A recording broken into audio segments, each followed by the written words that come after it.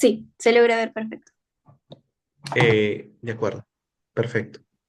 Buenas noches con todos, buenas noches con todos los participantes en esta oportunidad. Agradezco mucho la invitación de poder participar en este curso. El tema que voy a tratar el día de hoy básicamente es concesiones mineras, beneficios y retos.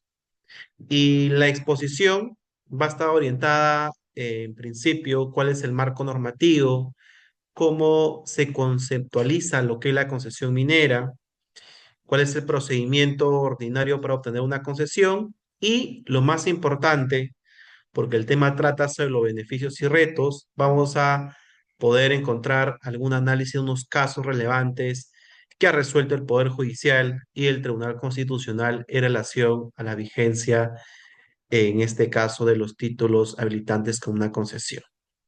Como aspectos generales, tenemos básicamente antecedentes normativos, que antiguamente, al inicio, las minas pertenecían a la Real Corona. Luego, cuando existió el primer código de minería, que hablamos del código de 1900, ya se empezó a hacer una separación entre el yacimiento minero del derecho superficial.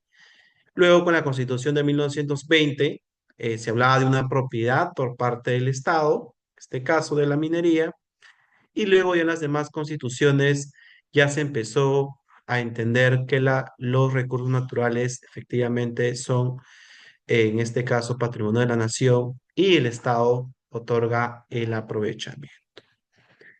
En esa línea, para poder centrarnos en poder entender lo que son recursos naturales, dentro de ello lo que es la minería, es muy importante partir de lo que establece la Constitución Política, específicamente en el artículo 66, donde habla básicamente que los recursos naturales, renovables y no renovables, son patrimonio de la nación.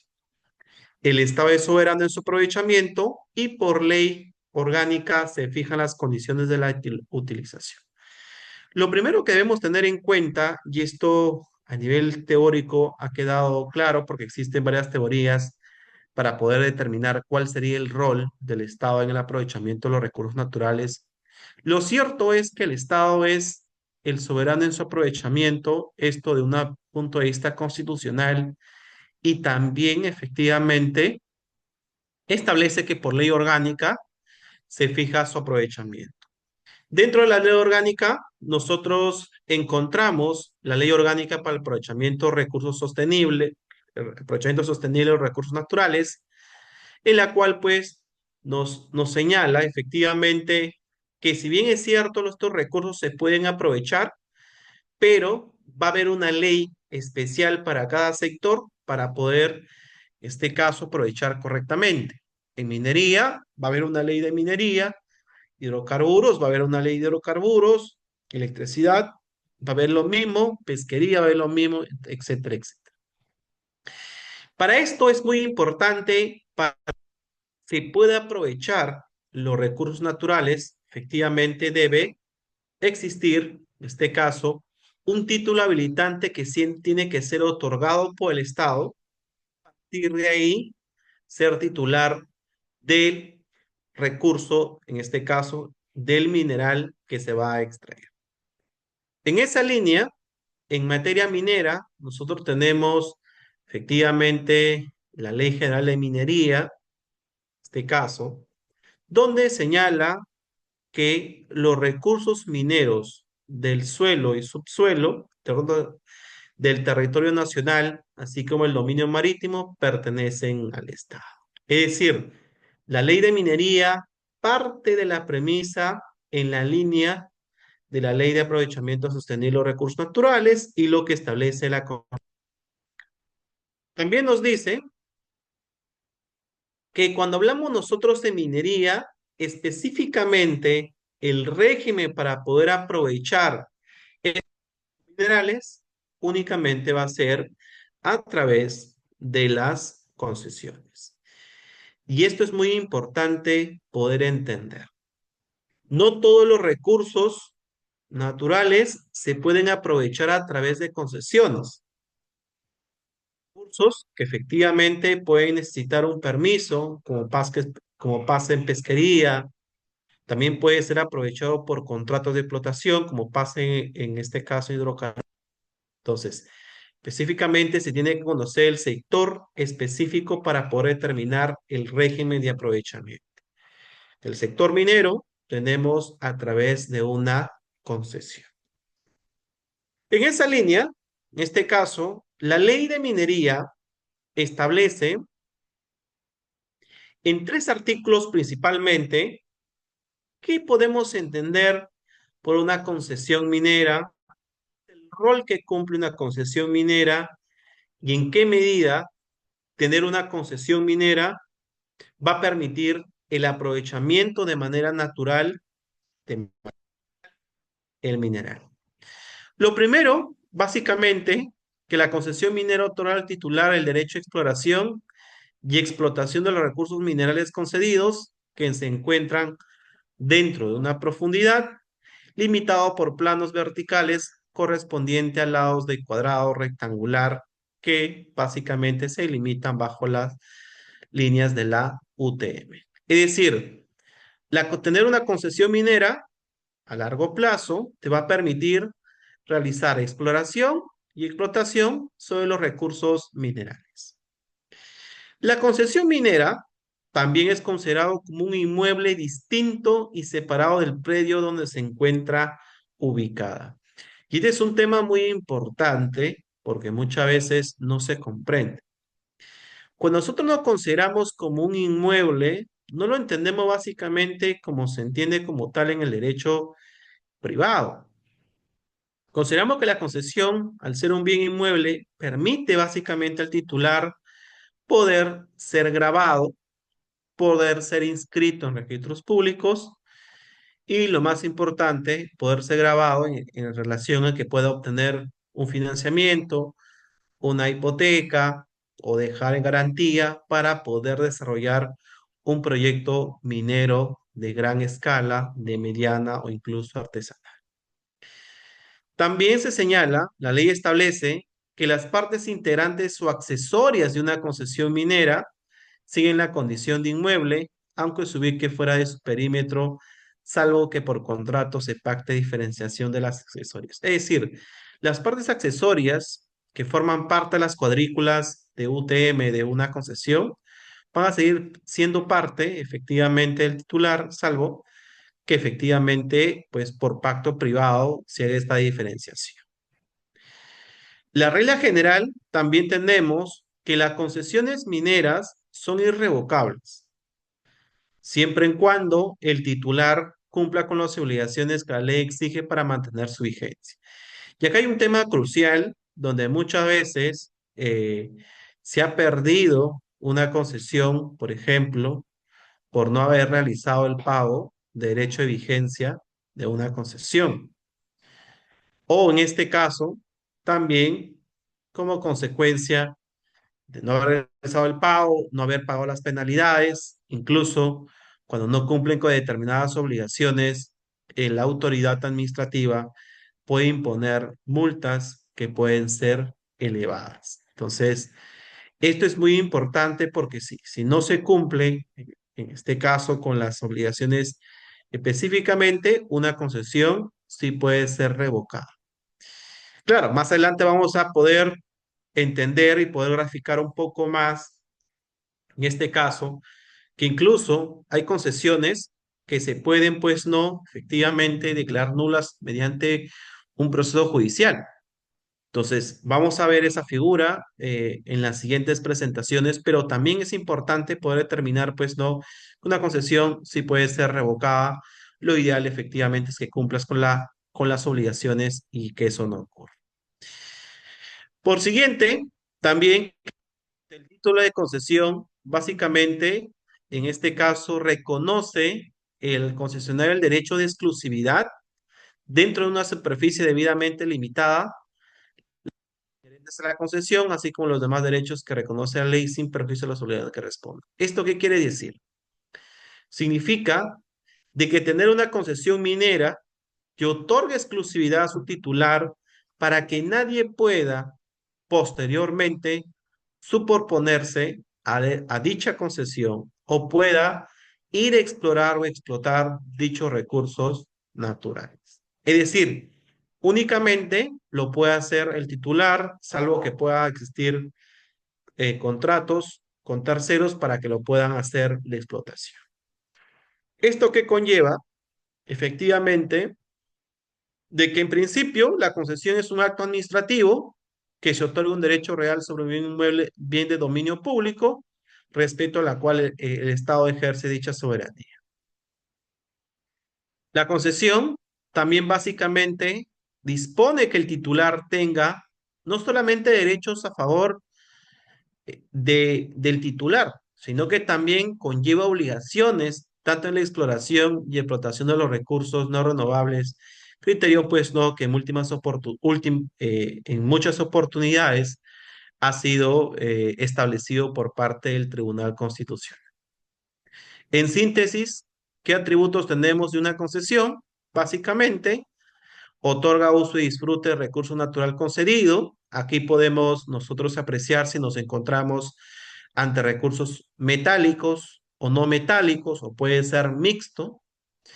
Otorga la propiedad de los frutos y productos a extraerse, es decir, el mineral que se extrae como consecuencia de tener una concesión dentro de un yacimiento, ese es un fruto y producto ya que se beneficia el titular de la concesión minera y que son irrevocables siempre en cuando que se cumplan con las obligaciones establecidas por norma y que las concesiones son bienes inscribibles en registros públicos, esto pues a la luz de tener seguridad jurídica y que efectivamente no existan superposiciones o aumente la litigiosidad en esta materia.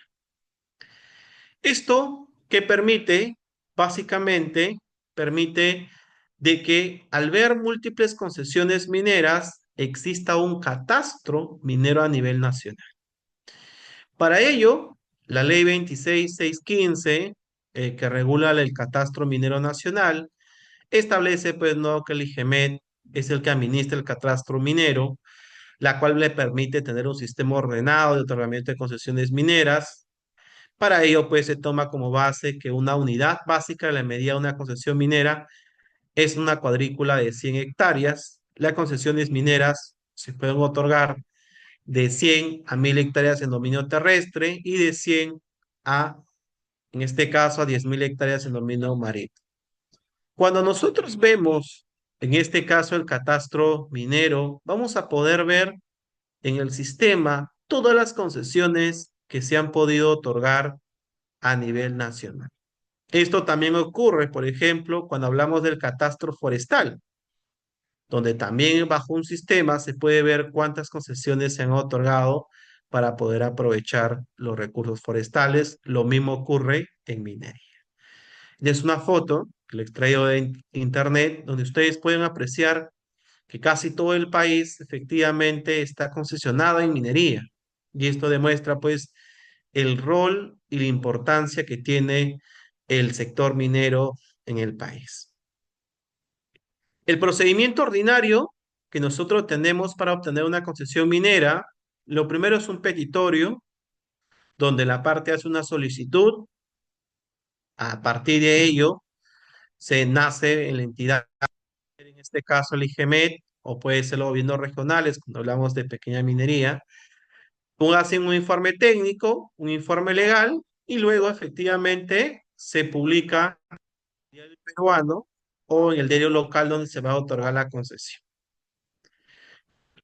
No hay ninguna oposición, no hay ningún inconveniente, efectivamente nuevamente se hace un informe técnico, un informe legal, y se eleva ya como proyecto para título. Es decir, para que lo pueda del gobierno regional o el IGEMET, luego ya se otorga el título de concesión, se publica y posteriormente se inscribe en registros públicos.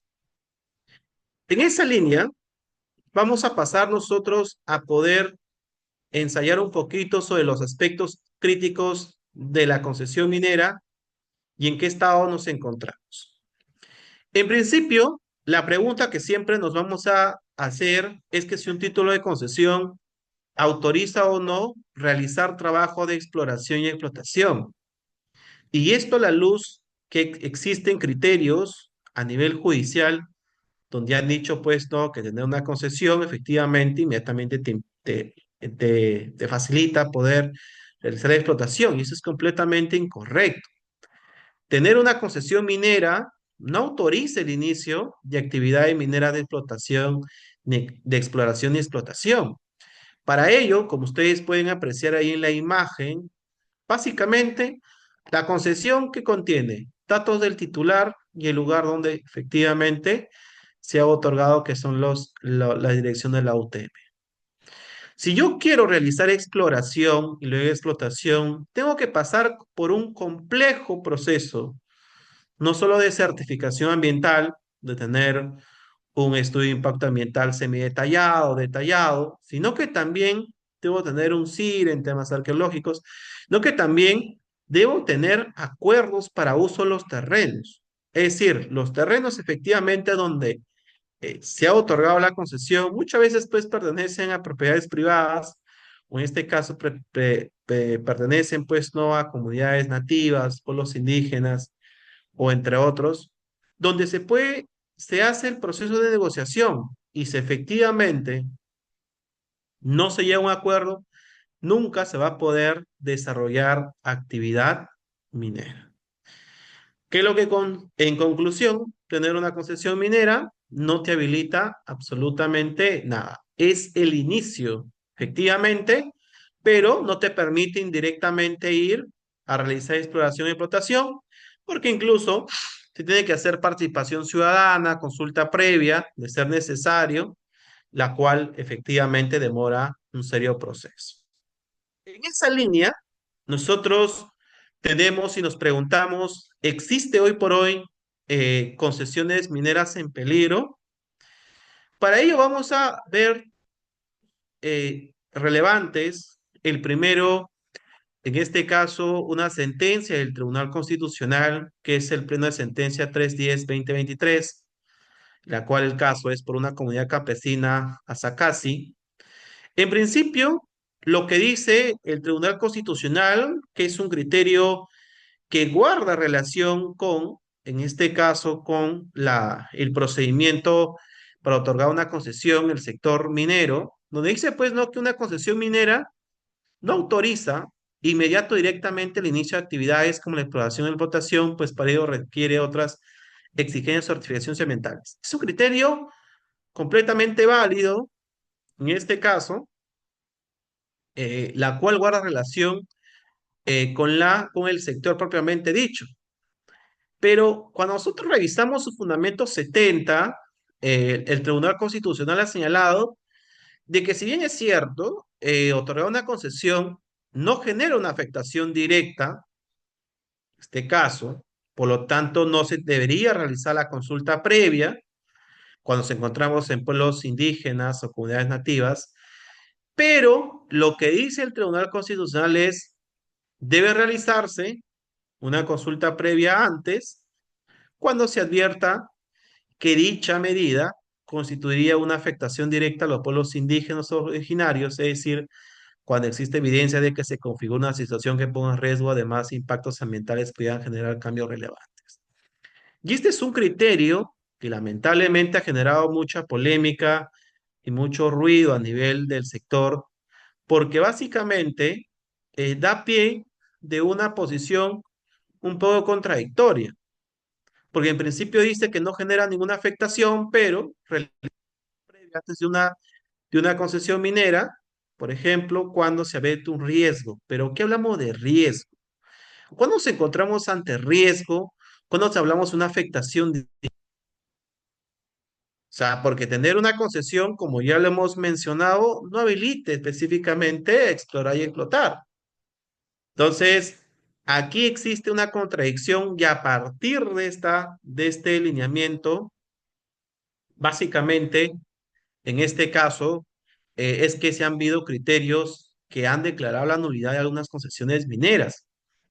Si bien es cierto, el Tribunal Constitucional deja en claro eh, que en principio la consulta previa es un derecho de carácter constitucional, este caso, porque esto En este caso es un derecho fundamental que lo deben ejercer cuando se tenga que ejercer, es decir, se otorga un acto administrativo o decisión que pueda afectar, en este caso, la situación jurídica de determinada comunidades o pueblos indígenas.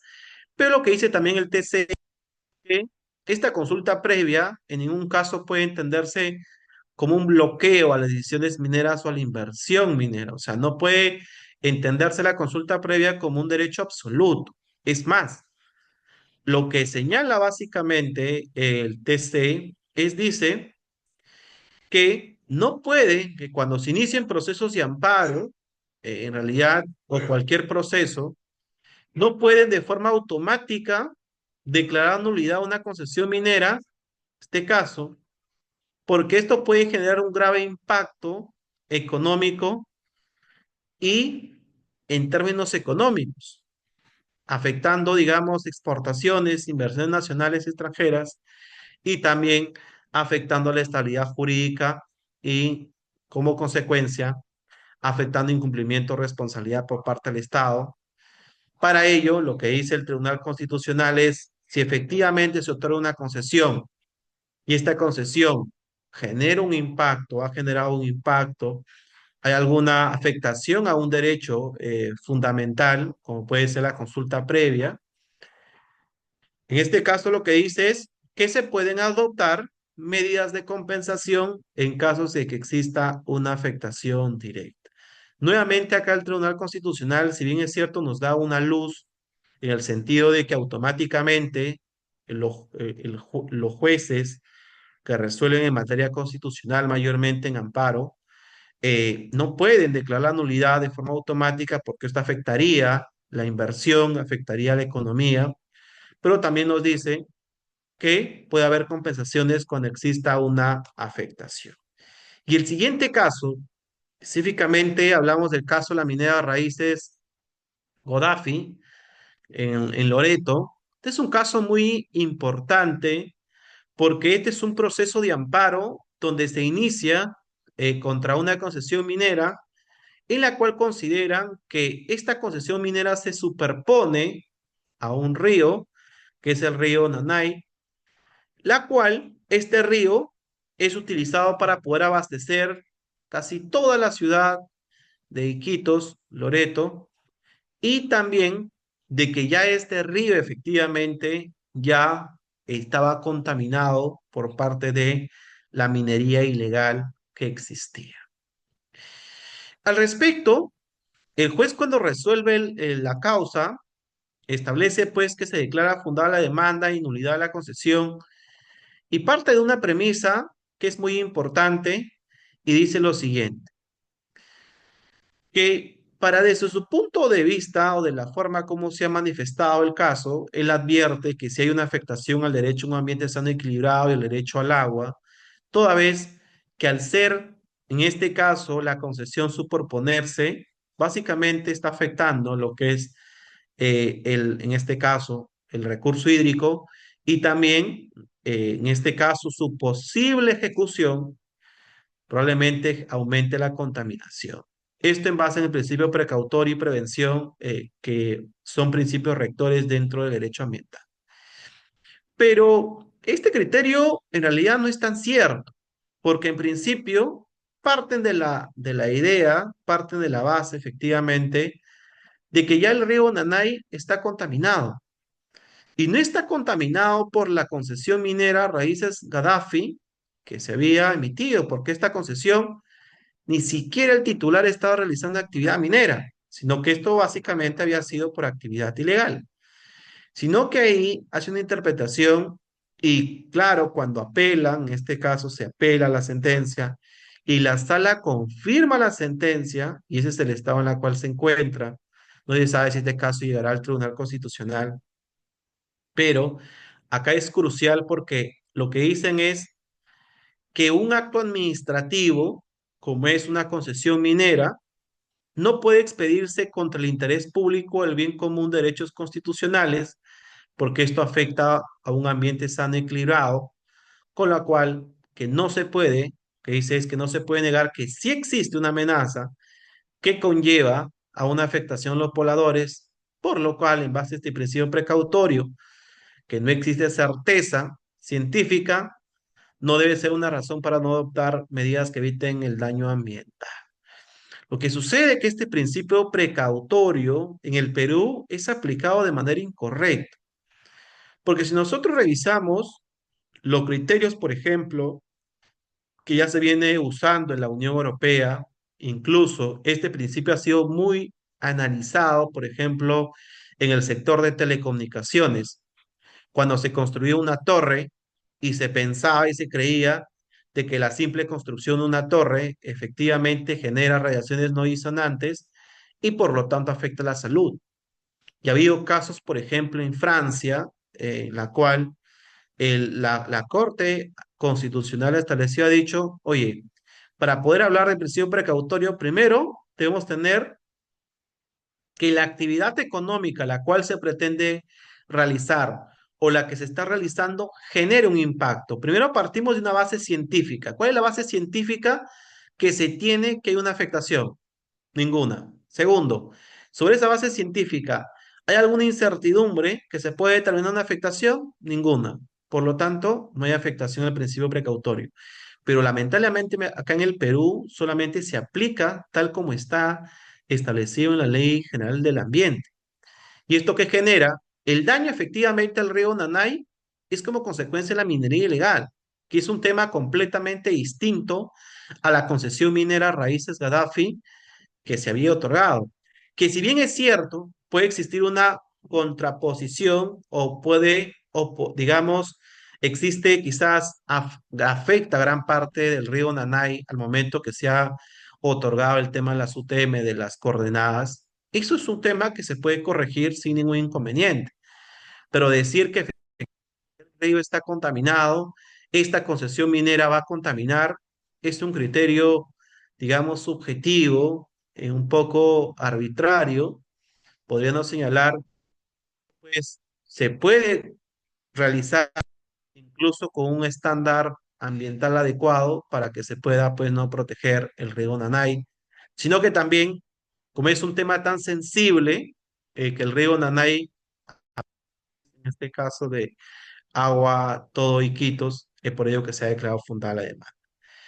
Este es otro caso que tenemos en Puno, y con esto queda dos casos más y culminamos la sesión, en la cual una concesión minera, Wolfie Mining Company, en este caso se solicitó eh, la nulidad de estas concesiones porque básicamente estaban afectando, pues, no, el derecho a un ambiente sano y equilibrado. El juzgado, cuando resuelve el caso, lo primero que dice que esta concesión minera efectivamente constituye, y este es un criterio importante para el análisis y un poco invitar a la reflexión. Lo que dice el Poder Judicial es que la concesión minera constituye el punto de partida para poder realizar una exploración y explotación. Primero, parten de la idea de que una concesión no genera una afectación directa.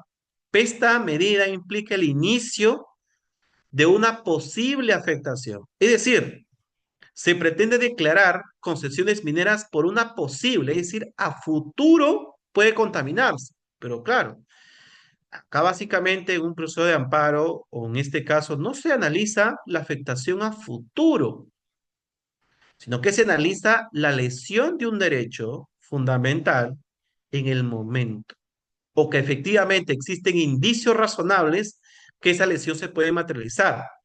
Pero acá parte de la premisa que tener una concesión en futuro yo puedo contaminar, la cual es un criterio subjetivo.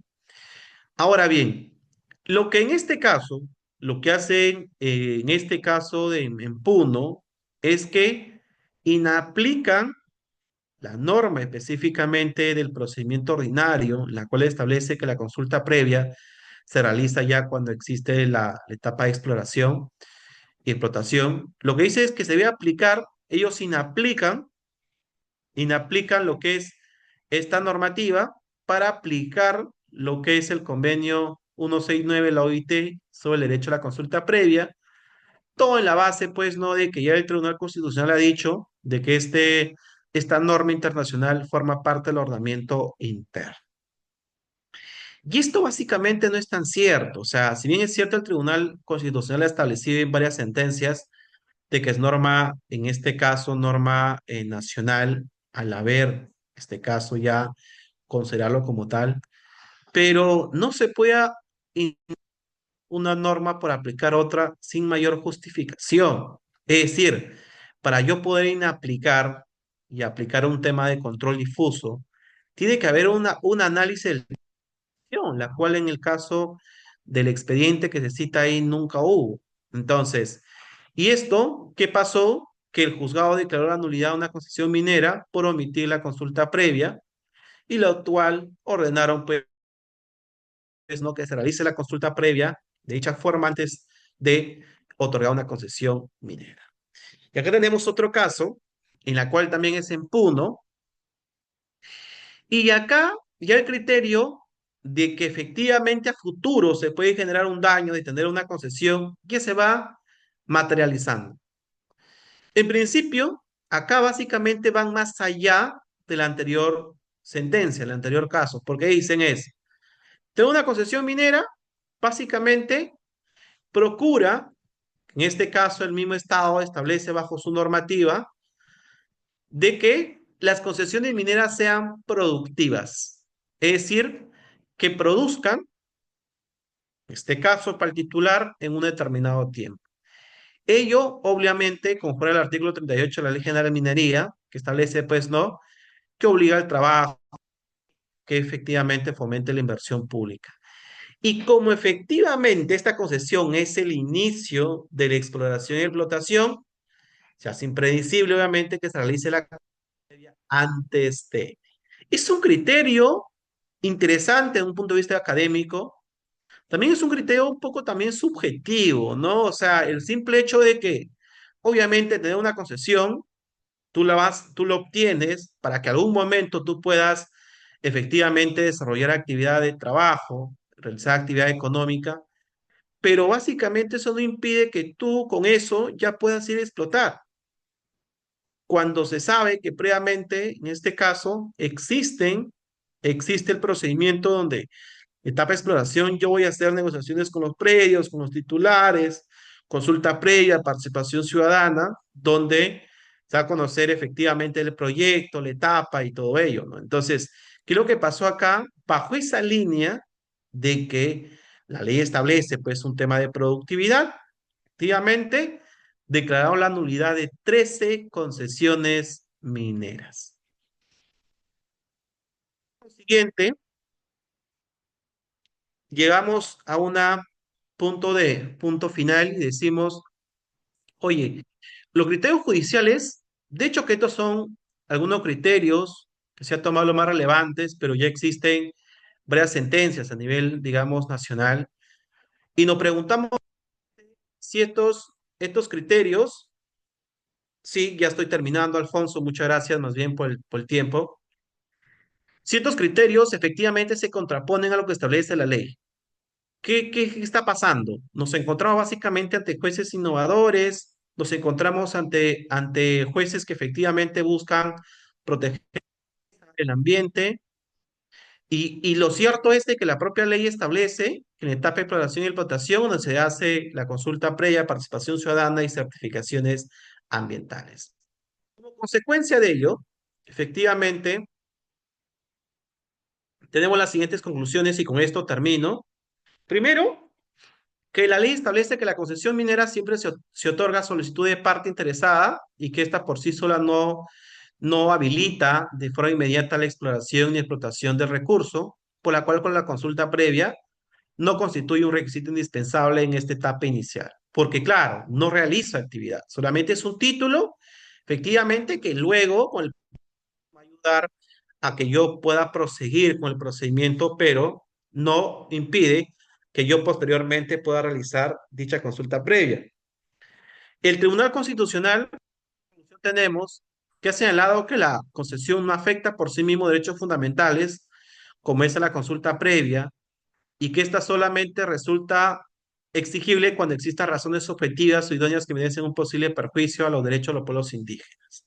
Es decir, debe haber un grave perjuicio irreversible para que se pueda entender cómo, en este caso, para otorgar una consulta previa.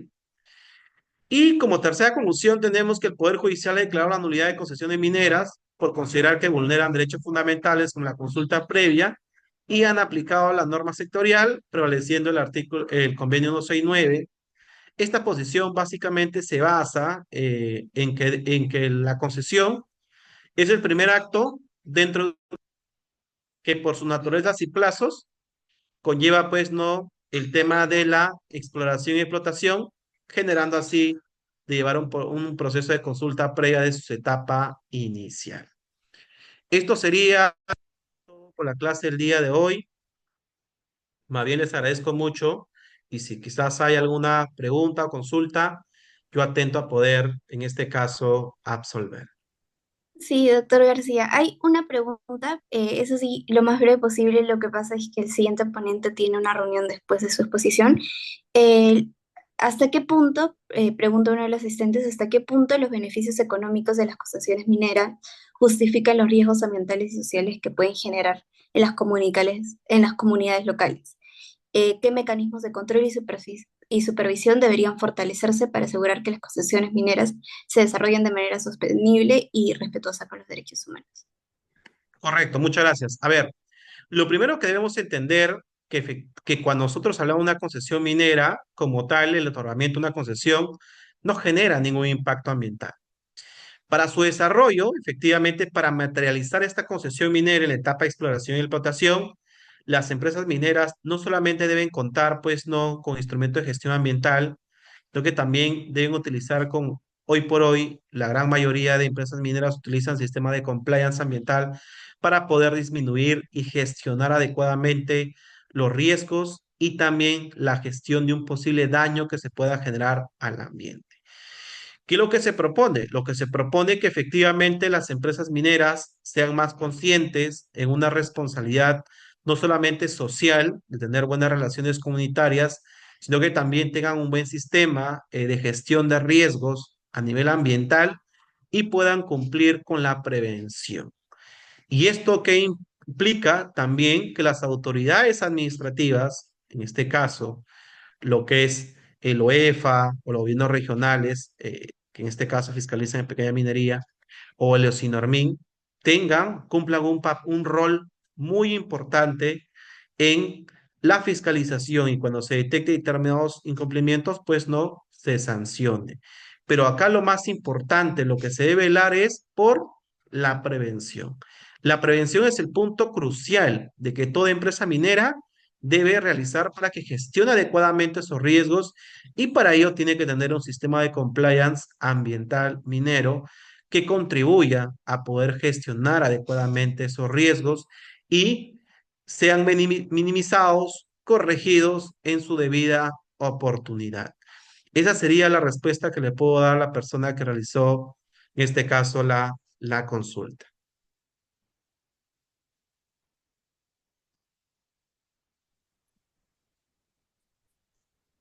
Muchas gracias, doctor Rolando, por todo su tiempo. Nuestro siguiente ponente sería Joe Tello.